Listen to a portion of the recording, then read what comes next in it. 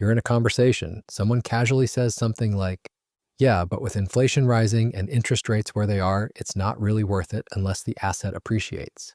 And there it is, that subtle moment where your brain freezes just slightly. You recognize the words. You've heard them before. Interest, inflation, asset. But the meaning feels just out of reach, like you're standing in a conversation that everyone else somehow learned, and you didn't. So you nod, you smile, you pretend, and then later, you open your banking app, stare at the numbers, and realize something uncomfortable. You've been earning money for years, but no one ever really taught you how money actually works. Not in a way that sticks, not in a way that changes how you think, and definitely not in a way that makes you feel confident. Because this isn't just about financial terms, it's about identity. It's about the difference between someone who reacts to money and someone who understands it. So in this video, we're going to fix that. We're going to take the financial terms everyone throws around and break them down in a way that actually makes sense in real life. Not textbook definitions, not complicated jargon, just clear, practical understanding. And here's the part most people underestimate. After watching this, you won't just understand these terms, you'll feel different. Like you finally know what's going on when people talk about money. Like you're no longer guessing, you're deciding. Like you're a fish in the water instead of someone trying to keep up. And that shift is bigger than it sounds. If this kind of clarity is something you've been missing, consider subscribing, not because you have to, but because this is exactly the kind of thinking that changes how people handle money long term. All right, let's start with the one most people pretend to understand: interest. And I don't mean the kind you feel when you meet someone with a lovely smile and great conversation. No, I mean the kind that quietly grows in the background. Money interest. Interest is very simple. It's the cost of not waiting, or the reward for being patient. That's it. Let's say you want something now, but you don't have the money, so you use credit. Congratulations, you just told the bank, I don't have it, but I want it anyway. The bank replies, no problem, that'll cost you extra. That extra is interest. So your 1,000 purchase quietly becomes 1,200, 1,300, depending on how long you take. Same item, different price. Just because time got involved. Now flip it. You don't spend the money, you keep it or invest it. Now someone else is effectively paying you for your patience. That's also interest. So interest isn't good or bad. It just asks one question. Are you the one paying or the one getting paid? And most people don't realize they've been answering that question the same way for years. Now here's where it gets slightly unfair, because once interest starts stacking on itself, things stop being small. Now the next term, compound interest. Compound interest sounds like something from a textbook. It's not. It's closer to a slow cheat code. Here's how it works. You earn money on your money, then next time, you earn money on a slightly bigger pile. Then again and again. It's like planting a tree that starts growing its own branches. And then those branches start growing branches. At first, nothing exciting happens. You check your account and think, that's it. This was not worth skipping takeout for. But then time passes, and suddenly it's not small anymore. Here's a very real example. If you invest consistently, even boring amounts, years later you'll look back and think, that escalated quietly. Meanwhile, if you ignore it, you'll also look back and think, that could have been useful. Compound interest doesn't reward intensity, it rewards consistency, which is inconvenient. Because consistency is not exciting. There's no dopamine hit. No dramatic moment, just small decisions, stacking. Now, unfortunately, while your money is trying to grow, something else is quietly doing the opposite. And that is inflation. Inflation is the reason you walk into a supermarket and think, wasn't this cheaper last week, or am I losing my mind? You're not losing your mind. Your money is just shrinking politely.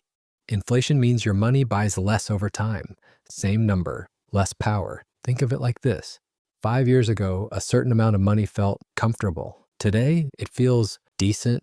In a few more years, it might feel slightly stressful. That's inflation doing its job, slowly, quietly, consistently.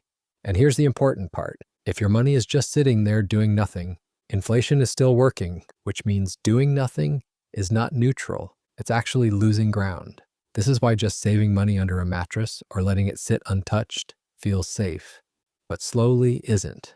And this leads to something much more immediate, because before investing, before inflation, before all of it, there's one system already running your entire financial life, and that is cash flow. Cash flow is your money's daily behavior. What comes in, what goes out, And what mysteriously disappears? Income is what you earn. Expenses are everything that quietly eats that income. Rent, subscriptions, food, that one app you forgot you're still paying for. Savings is what survives the chaos. Now here's the interesting part. You can earn a good income and still feel broke. Not because you are, but because your money has no structure. It just arrives and leaves, like guests at a party you didn't organize. That's where a budget comes in. And no, it's not about restriction. It's not about never enjoying anything again. A budget is simply saying, this part goes here, this part goes there. This part stays. It's giving your money instructions instead of letting it improvise.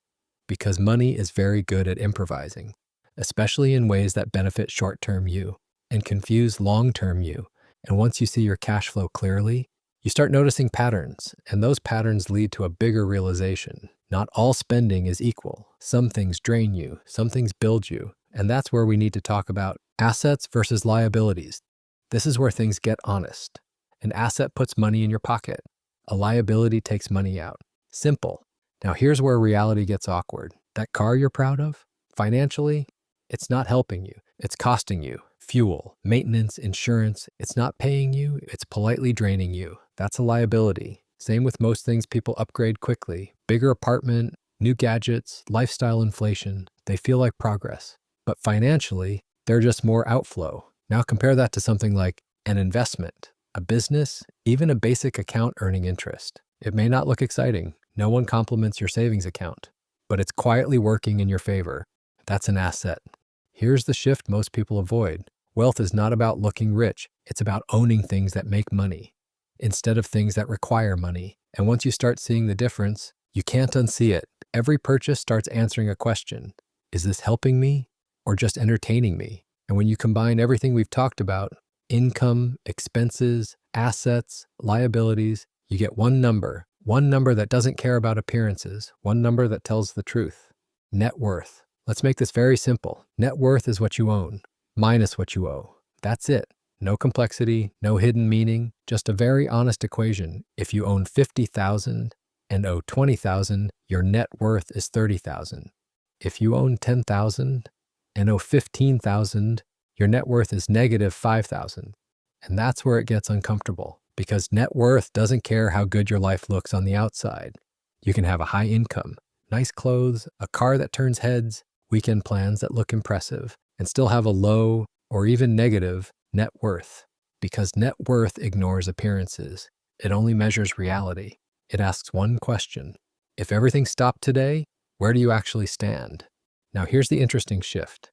Most people focus on income because it feels good, it's visible, it's easy to compare. But income is just flow. Net worth is position. It tells you whether your financial decisions are actually building something or just maintaining a lifestyle. Think of it like this. Income is your monthly performance. Net worth is your scoreboard. And the scoreboard doesn't lie. Now the good news? Net worth is not fixed. It moves. Every time you save, every time you invest, every time you reduce what you owe, you're quietly improving it, even if no one else sees it. And over time, that number starts to reflect something deeper than money. It reflects discipline, patience, clarity, the ability to delay what feels good now for something more stable later.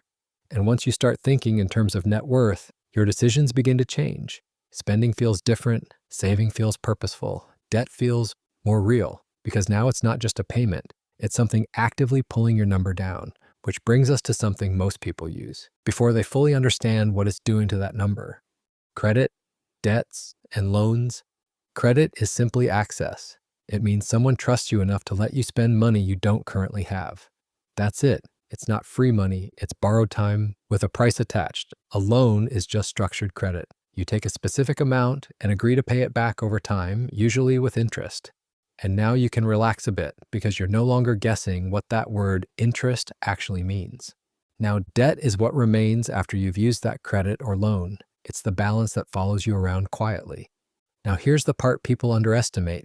Debt doesn't feel heavy at the beginning. It feels useful, convenient, even helpful.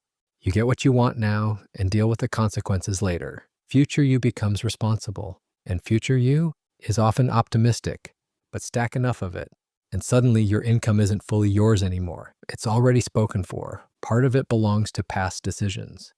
That's why debt is not just a financial concept, it's a psychological one, because it shifts your freedom. Now, not all debt is bad. Some debt can help you move forward, but all debt asks the same question. Is this helping your future or quietly limiting it? It may sound simple, almost too simple, but my experience it tells me a different story. A lot of people still struggle with these words, not because they're complicated, but because no one ever explained them in a way that actually sticks. And once you understand them, you don't just learn definitions. You start seeing your money differently. You start making decisions with a bit more clarity and a lot less guesswork.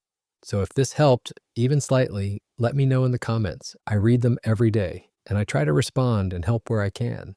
And if you want more videos like this, simple ideas explained properly without the noise, consider subscribing, not because you have to, but because this is how people slowly change how they handle money. I'll see you in the next one.